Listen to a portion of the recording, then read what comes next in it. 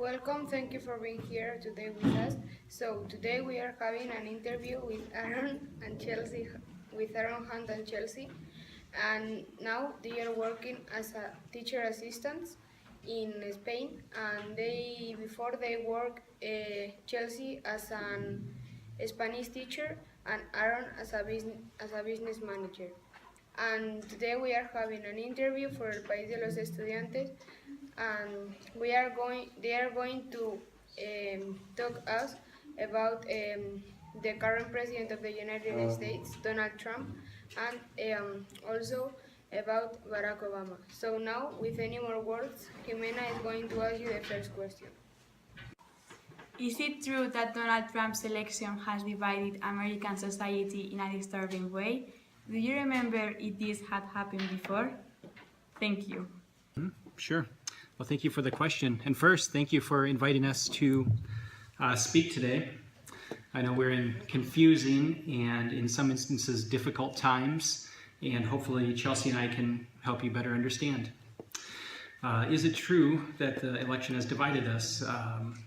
I don't think the election or the campaign divided society as much as it has brought divisions within our society to the forefront.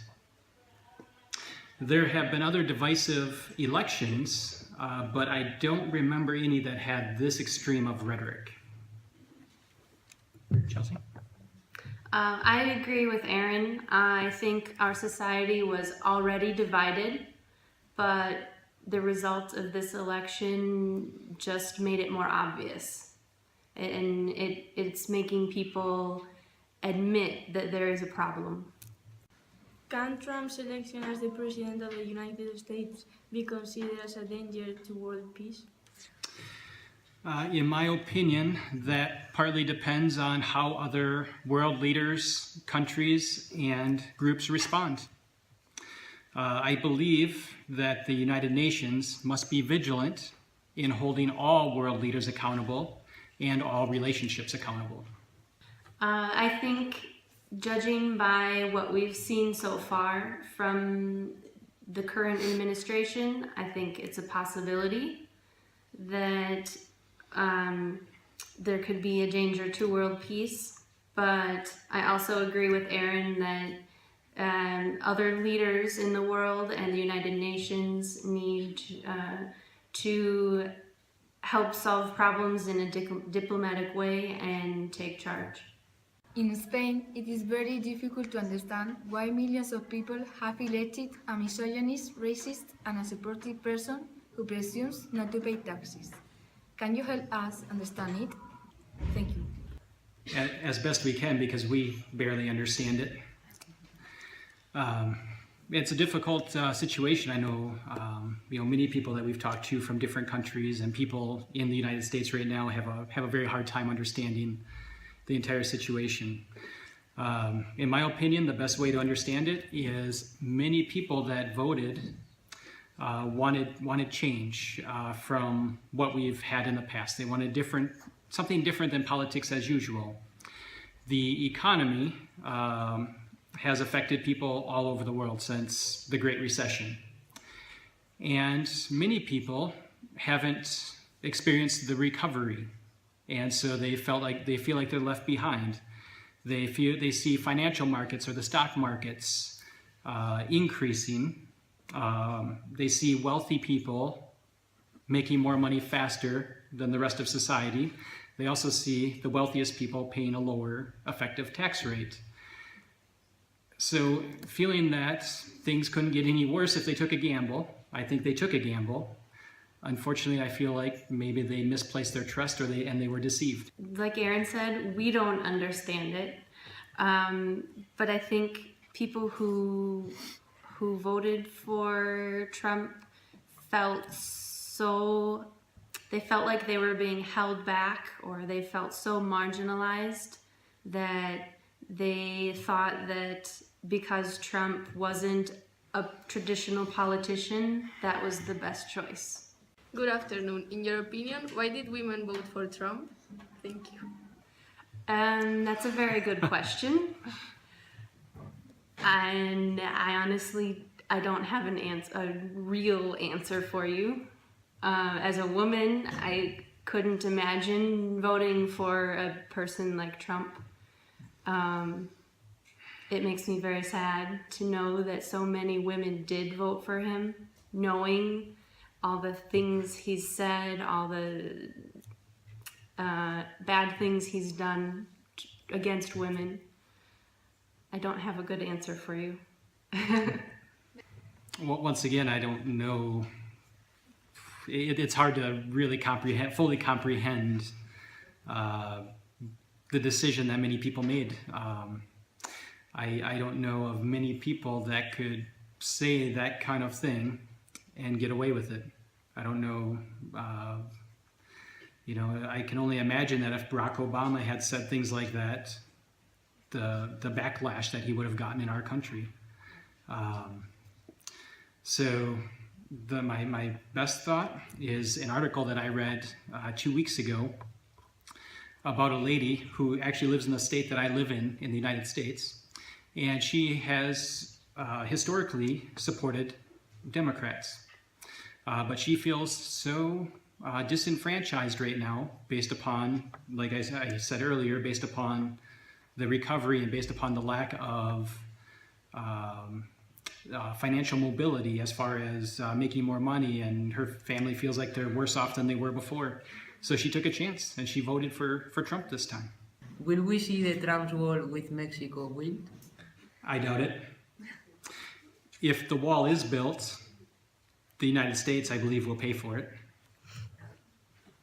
I don't think it will actually be built. I think most of the talk about building this wall between Mexico and the US is for attention and to create issues within the American people. Good afternoon. Who do you think can stop Trump's intentions, such as the implementing the legalization of torture and other issues? The government, American people, or the international opinion? Very good question. I think all of the above. Unfortunately, it appears that most Republicans are rolling over for Trump and letting him do what he wants and say what he wants. Therefore, I believe it's up to the courts and the judges, the United Nations, and groups such as Amnesty International, and of course citizens of the United States and countries around the world to hold the president accountable and hold all public officials accountable for their rhetoric. In my opinion, I think it will have to start with the Supreme Court, with the courts and the judges, but ultimately I think, like Aaron said, international organizations will have to step in. What is your opinion about Trump's slogan, "Make America Great Again"? Thank you. I think it appeals to people who fear change. Change in, whether it be change in immigration, change in culture, change in technology. It's just people are fearful. That being said, honestly, I don't know exactly what it means. And I don't know that Trump has ever fully described what it means to make America great again. In my opinion, I think it's a very condescending slogan because it implies that we don't have a great nation. I think we have a great nation. We have problems, obviously, every country does. But I think this slogan was used, again, to create a divide or enhance this division in our country. Good afternoon. Do you think that this phenomenon could be spread throughout Europe? Thank you. Interesting question. I hope it doesn't, but it certainly could. I believe anything can be possible when people are fearful of change and feel that corruption is prevalent in their society and is disenfranchising them. I think that in Europe it's probably going to happen. In some countries, they're having extreme right groups come up, for example, in France and the Netherlands and Austria. And there are people in Britain who are comparing Brexit to the election of Trump. So I definitely think it's a possibility in Europe. Good afternoon. Trump wants to raise taxes on products from other countries and constantly repeats that the United States is the most important. What if other countries also apply such import duties or tariffs? Would this be a road to trade wars and also subsequently to possible armed conflicts? Well, there's a saying that we have that two wrongs don't make a right. And it certainly could lead to trade wars. Trade wars could embolden nationalism, even more in countries where nationalism is rising now, and could start to see a rise of nationalism in countries where it's not prevalent. That could deteriorate partnerships between countries. It could also increase inequality, both within countries and between countries, and tensions could rise between different nations. The entire world, we trade with one another. So whether it's Asia, Europe, the Americas, I believe all will be affected. Of course. I honestly wasn't sure how to answer this question. But I think the more import taxes are implemented, the more problems it will cause in terms of trade. Trump and his administration are talking about making the United States self-sufficient, and I honestly think it will be very difficult to be self-sufficient because we're so used to having the trade between different countries. Hello, what do you think about those who had voted Donald Trump for president of your country? Thank you. What do I think? Two words come to mind: frustration and understanding. I'm frustrated by the blatant racism, misogynism, homophobism, and selfishness that exists, and obviously became more prevalent throughout the election. That being said, I understand people who are frustrated. I understand how you can get frustrated in the ineffectiveness of the government to help all people versus some people. We have what we call the American dream, where all people have an equal opportunity. Unfortunately, more and more people feel like they're left out of that dream. And so I can understand where people can become frustrated. Unfortunately, like I said before, I believe they were deceived, and I believe they have misplaced their trust. As far as people who voted for Trump, I can't say that I don't like them or I hate them, because I have friends and family who voted for Trump. But I think the strongest feeling that I have is disappointment, because I know people who voted for Trump who are extremely smart and educated. They generally have a great view of the world, but I just feel very disappointed in them, in their decision. Was Hillary the best presidential candidate for the Democratic Party? Thank you. Was she the best candidate?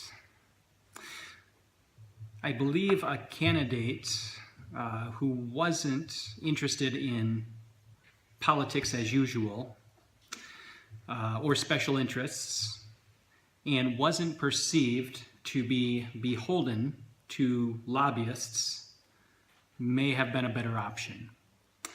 Many people viewed Hillary Clinton as more of the same, and we were definitely in a change election where people wanted something different than what we've had in the past. I don't think Hillary Clinton was the best Democratic candidate. I think there were other better options, for example, Bernie Sanders. But on the other hand, I don't know if he would have won against Trump either. Is the United States prepared to have a woman as president? Thank you. You want to take this one or you want me to? You first. Okay.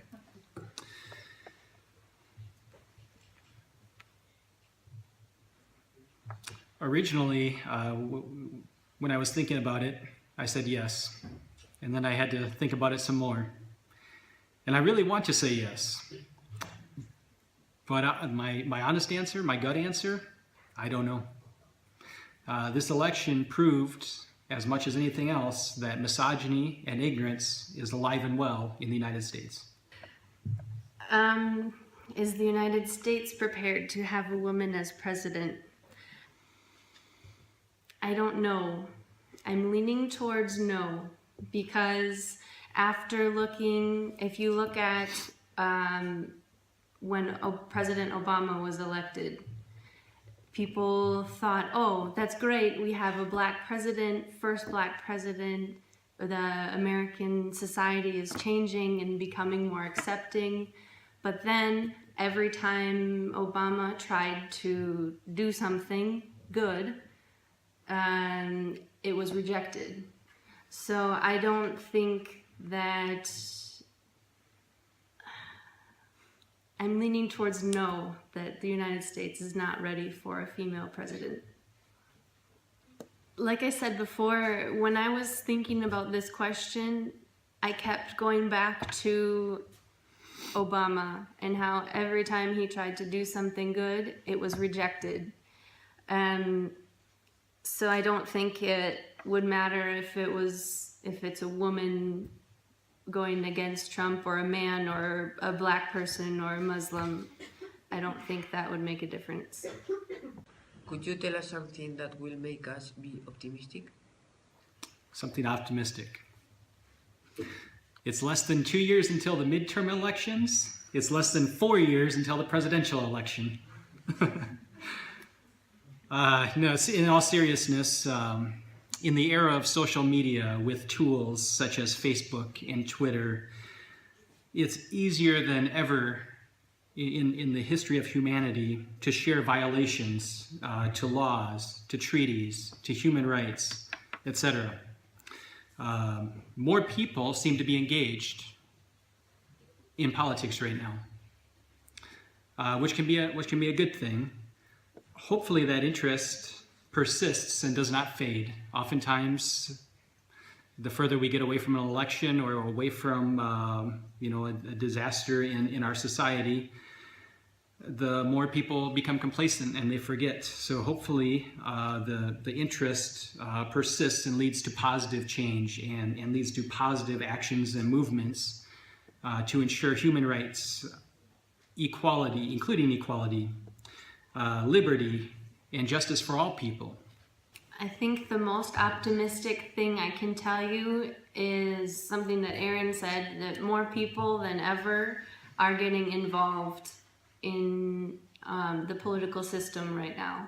And I think overall, and I'm hoping it will keep going and not just be a temporary thing, I think overall that will be a good thing.